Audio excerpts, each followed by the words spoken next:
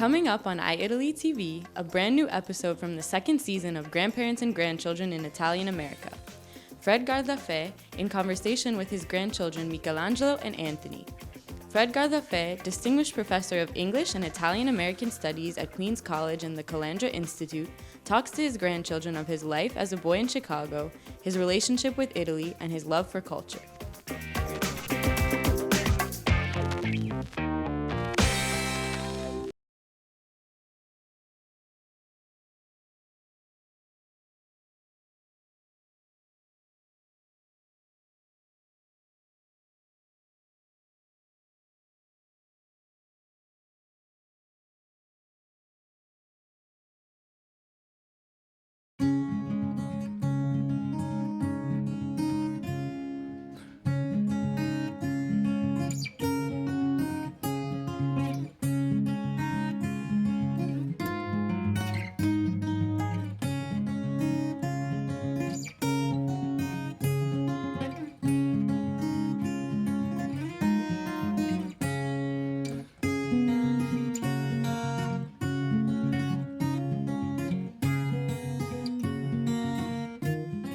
What did you do when you were my age?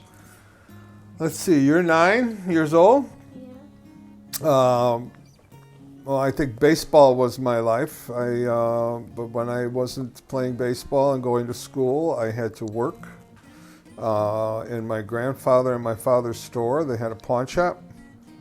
And I had to do things like clean and sweep, and when packages came in from the mail and delivery, I had to open them up and take them out and pile them up and dust and help them in the store. And then on the weekends, I had to clean stairs. They always put us to work.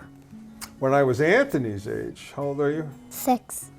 When I was 6, my job was to take my wagon. You guys know what a wagon is? I don't know. Yeah. Like We a red. We don't have a red wagon. No, I had a red wagon, and I had to take it, and people would. Do you still have it? No, it's gone. Oh. I had to take the red wagon and all the clothes that were.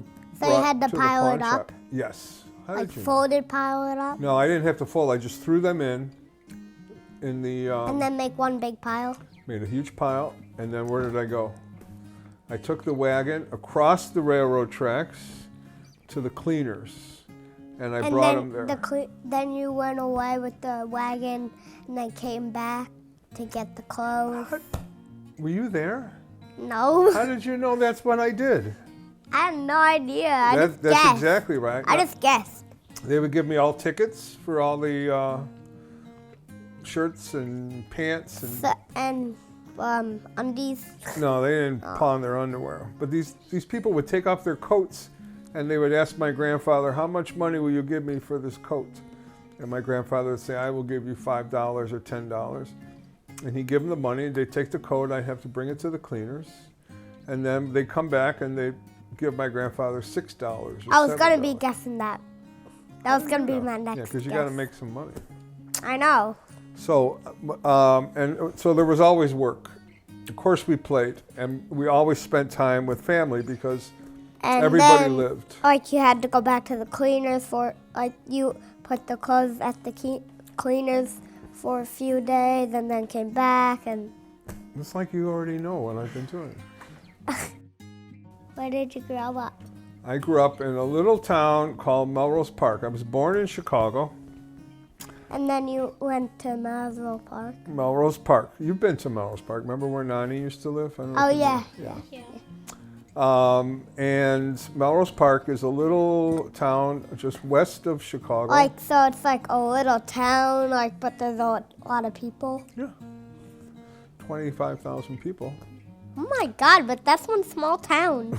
It's a small compared to where we live in New York. I guess. Yeah. But Melrose Park is this little town, little. So it's like, but there's a lot of people. It looks small, but there's It a looks lot of small, people. but there's a lot of people. So it's outside of Chicago, very I close. got so much answers right You so got far. them, yeah. You're a little ham. That's what you are. So in Melrose Park is like, an Italian town. Yeah, so A lot of Italians. It's like Italian people, like no English people. There's some English people, but mostly Italians. I grew up with people who so- couldn't speak English. So most of the people were Italians, and they came from Italy. When I was young, I used to think all the old people spoke Italian, so that when I got old, I would speak Italian. Yeah, so so you would learn Italian from them? Yes, I would learn Italian from them. And it wasn't the Italian that you learn in school, because none of them ever went to school.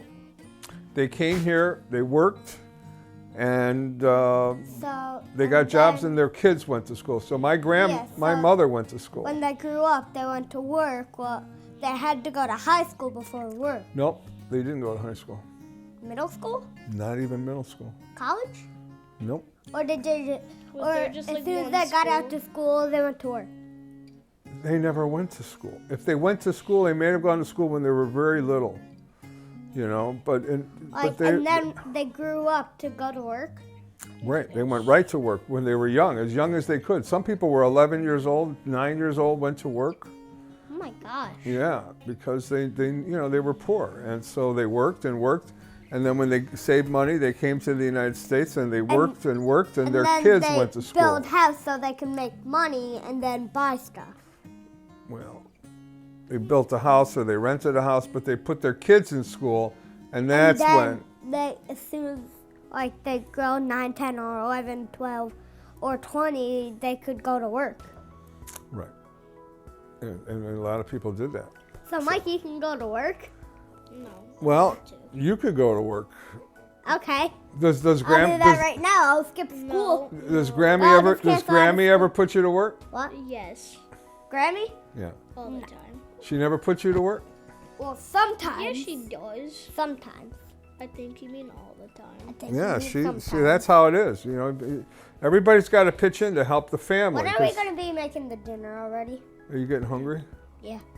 So our family was a big family. My mother was one of 6 children. My father was just 2 children in his family. But we had all my cousins, and everybody lived in pretty close by. So every time there was somebody's birthday, it would be like by your grandma's house, right? And everybody would come over and celebrate parties, and every Sunday, Birthdays, birthday parties. every Sunday we would go to Grandma and Grandpa Rotolo's house and have dinner. We had to go every Sunday. And Grandma, Why? because that was the family. He wanted all his children one day a week to bring all their families, and that we had to do that. It was every Sunday. So Sunday morning I would go into the house, I would go upstairs, and I would help Grandma And make You would breakfast. help them make dinner and stuff. Right. Like You're gonna help me dessert later. and cake. You want another cookie? So what happened was, whenever something happened, we had one lawnmower for the whole family. And on Monday it went to this relative, and Tuesday it went to that relative, and bring it over to Grandma and Grandpa's house. So we all lived kind of together in the neighborhood. And Grandpa and Grandma did not drive a car. And how did you grow up so quick? I grew up very quickly because, a lot of bad things happened in my family when I was young. When I was 10 years old, my father was killed. How? He was killed. He was somebody robbed him in the store and they killed him. So my family and we became even closer after that. And then 3 years later, my grandfather, I worked for my grandfather, so I was raised by my grandfathers, like you guys are with me. That's why I love being with you guys so much, because my grandfathers were very close to me. They took care of us, but they also taught me how to work. And my mother's father taught me a lot about Italy. Ah. But my other grandfather and grandmother, I also learned a lot about Italy. And from them, a completely different kind of Italy. I learned to read and write and to cook different foods. So then after after I went to work every day with my grandfather. I went to school, and after school I would go to his store and I would work. And then My grandfather you would give people the money. I did a lot of things. I used to sell guns. Yes, sir. Why? Because people came to the store and bought guns. They bought all kinds of things, musical instruments. I sold trombones. I sold guitars. Whatever was in the store. Trumpets. Yeah. Drums. There was drum sets. Were there clarinets? There were clarinets hanging in the window. Yeah, we had a whole little musical area. We had an area with clothes. We had an area with shotguns. We had area with rings and areas with all kinds of instruments. My grandfather put me to work, and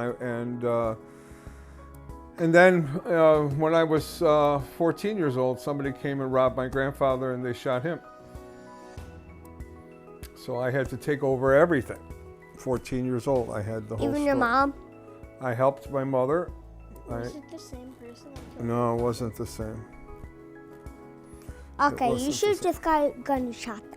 You think so? Yeah. So then you would have a chance to get back your dad. No, you can't. You know, that's the point. You know, once somebody's dead, that's it. So that's why you got to learn to live a good life. Yeah. So what happened was, after all those problems, the whole family got stronger and stronger, and everybody worked together. So we got to work, spend a lot of time with my other grandparents, and you know how we have the family reunion every summer Yeah. and every Christmas? Yeah. For us, that was the most important thing. Every year, we keep the family together. And then so they wouldn't get robbed. That's not why. You're going to be a journalist someday, but not today. Not today. Well, where I grew up, we believed everybody ate spaghetti on Sunday. We believed everybody did the same things that we did. Everybody was Italian. And then when I went away to school, I began to see how other kids were, and it wasn't the same. So we lived in a place that we really thought was, everybody spoke Italian. The people who didn't, we used to call them Marigans, which is the way of saying American. But I grew up with this kind of, am I Italian? Am I American? No, I'm American, because we had the astronauts were going into space, and I liked that. And then there was music. So to me, where my grandparents came from and where America was going seemed to be two different things. But every store, we knew the owners of the stores, what they had in the stores. You could talk to them. But also there were people who, if they saw you doing something bad, they could call up your mother. American people like to stay in their homes. Italian people like to be outside. They like to sit outside in the summertime. And so there would always be people watching what you were doing and knowing what you were doing. And there was always someone you could talk to. I mean, if you had a question about the past, like, what was my father like when he was a little boy? Oh, your father was this. I felt that the neighborhood was too many people paying attention to what I was doing all the time and not giving me enough space. What happened was I felt really connected to these people, but I also felt constricted by these people. And that's when I decided I had to go away. Yeah, so now you're a grown-up, and now you go to Italy. So if I put you guys in Italian school, will you can't understand. Will you go to Italian school to learn Italian? Why do you think it would be good to learn Italian language? Because, so you can learn, what Italian people say. And what else? And, So you can talk to people in Italian. yeah. What are you going to do when I take you to Italy and I drop you there and I run away? What are you going to do? I don't know. Call a taxi. Well, I will do that. Yeah? But you don't have a phone. He would just yell, Tassi!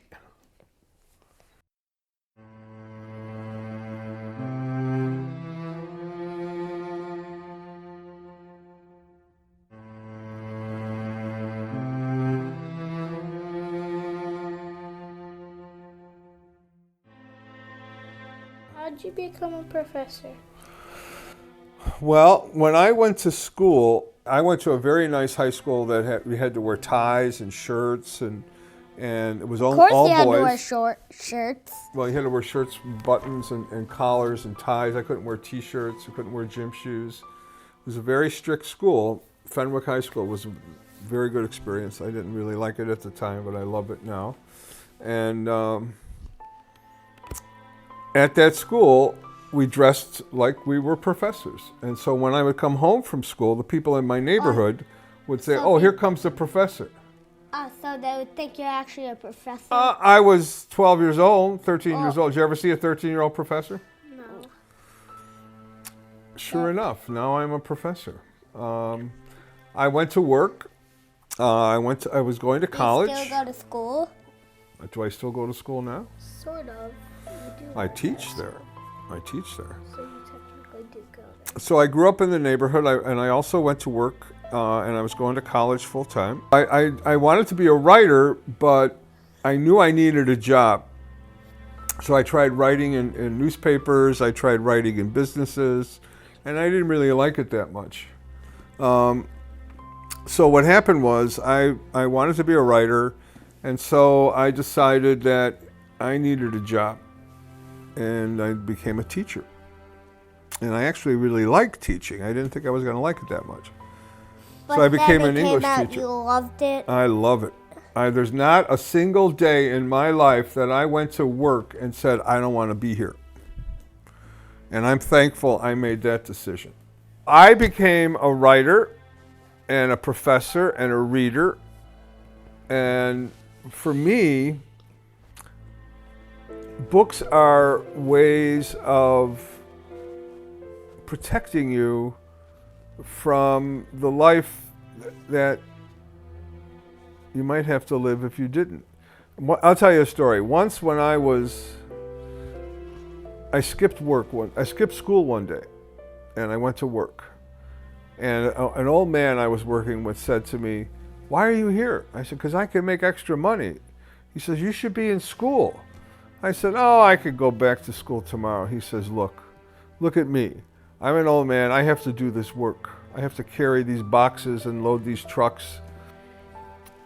You are a young man. You are doing this work now, but when you get older, if you go to school, you will be able to, not have to lift all these boxes and everything. I said, "Well, so what?" He says, "Remember, what you carry in your head, you don't have to carry on your back." And that really hit me. It really woke me up, and it said to me, I better start going to school. And I can tell you, all the books when you read, you have all this knowledge in your head. And knowledge is a way of understanding a lot of things about life, and that's what it's all about. It's not about how much money you have. It's not about how much property you have or how many friends you have. But what happens is it's about what you carry inside you. Yeah. All right? And how that relates to other people. And that will create the friends. And if you're good, you will always, as an old Italian once told me, if you're good, you will always get by. Don't worry about it. You will always find opportunities. He says it's the bad people who are going to run and hide, and they will have trouble. They might make a lot of money sometime, but then they will eventually lose it, he said.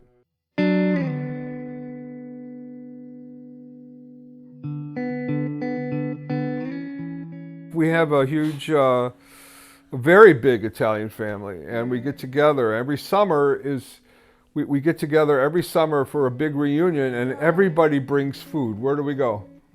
Rocky River. We call it Rocky River because my Uncle Rocky bought this beautiful site up in the woods in Wisconsin. It has cabins in it, and the whole family goes up for 2 days, 2 days and a night. And everybody cooks food, and we all get together, and we tell stories, and that's the way we keep the family going. So they get to meet people who are their fourth or fifth or sixth cousins. Now we don't go there anymore. Well, Yeah. we're going to start going more often. This summer you're going to go to Grammy's side of the family. But we're going to start going more, and you're definitely coming for Christmas. So it's a way for them to continue to connect to the future. Because I have cousins of fifth degree, that I know very well. And then, of course, everybody in Italy, I was the first one of my family to go back to Italy. So I made the first connection, and since then my cousins in Italy have come here, and we've got to know them. And so, like, you grew up. And so we're going to bring you to Italy. What are you going to do when you go to Italy? Probably look around, go to some restaurants. Yeah? Breakfast, lunch, yeah. Okay, so why is family important to you?